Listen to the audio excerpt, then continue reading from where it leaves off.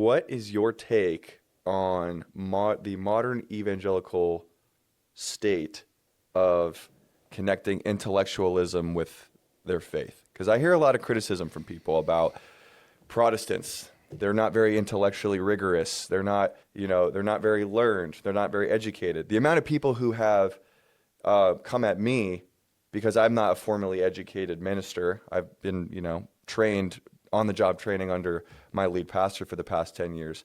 But there's definitely a lot of skepticism from people. Maybe some of them are people who follow my channel who are like, man, the church just isn't that smart these days, and we need to be more smart. What do you think about that critique? Yeah, well, I think there's some validity to that, but it's not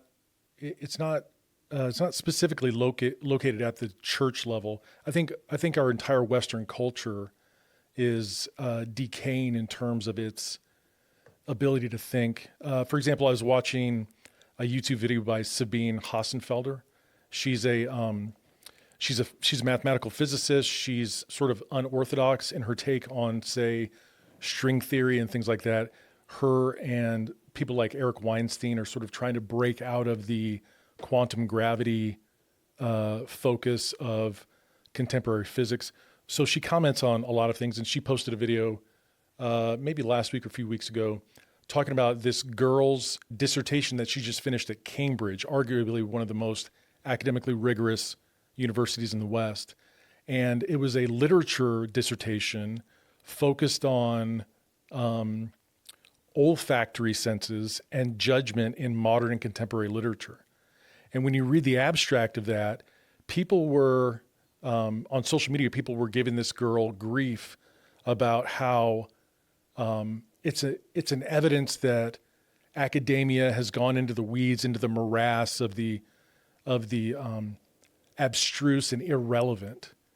And I read the abstract and I thought, this is actually pretty interesting, because in the abstract, what the girl is claiming is that there are instances in modern and contemporary literature where the sense of smell gives the reader a sense of either praise or disdain for a character. What do you mean by that? Like, for example, I imagine you're reading something and you say, the man walked into the room slightly unsteady with an odor of beer about him. Okay. Right? So the olfactory sense is somewhat primitive. We just tend to make judgments about people because of the way their smell is represented in literature. If I were to say, even make it more extreme, to say the man walked into the room slightly unsteady, reeking of a brewery. Okay. Right? Mm-hmm. You make judgments about that character, moral judgments, character judgments, value judgments. How much money they make. Right. Their socioeconomic status, simply based on the olfactory description of the character. And her point is that our olfactory sense, at least my sense, what I take from her abstract, is that the olfactory sense bypasses higher levels of cognition. This is not cognitive analysis about the person's worth. It bypasses all of that, and it jumps straight to value judgment.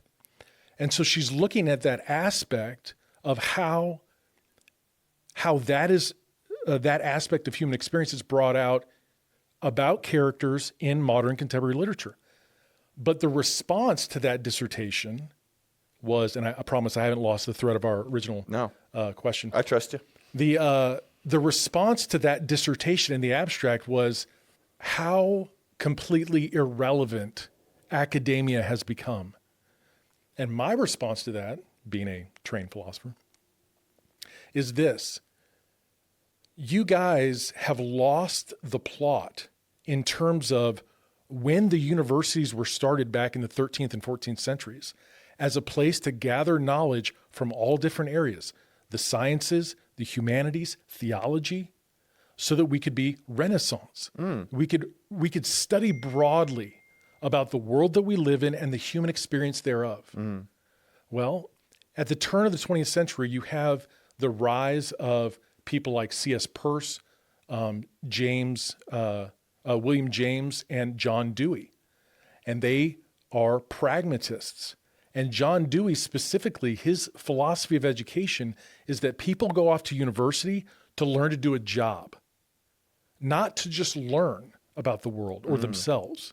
And so, Interesting. Okay. so we've progressed. We're about 100 years beyond Dewey at this point, and with the rise of AI and cheating scandals and plagiarism and Chat GPT type stuff, we've gone from a Renaissance view of education to a pragmatic view of education to education as a corporation.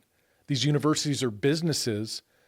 They're charging exorbitant amounts of money, and these students are expecting a good grade and a degree.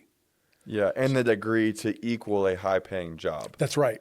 And so, given what I've been watching on YouTube, it's been posting these videos about people who, after 10 or 15 years, are leaving academia because they're seeing this crass corporatization of education. So, going back to the idea or the observation that the church is uneducated, I would say that if somebody from more of a medieval era were to look at the state of education, they would think the entire West is uneducated. Because education went from being a broad understanding of ourselves and the world we live in based on many different disciplines to learning how to do a job to now basically purchasing a degree. Hey, if you enjoyed this clip and you want to see another one like it, you can click the video over here. And if you want to watch a full episode of the Cap Chatfield Show, you can click this one right here.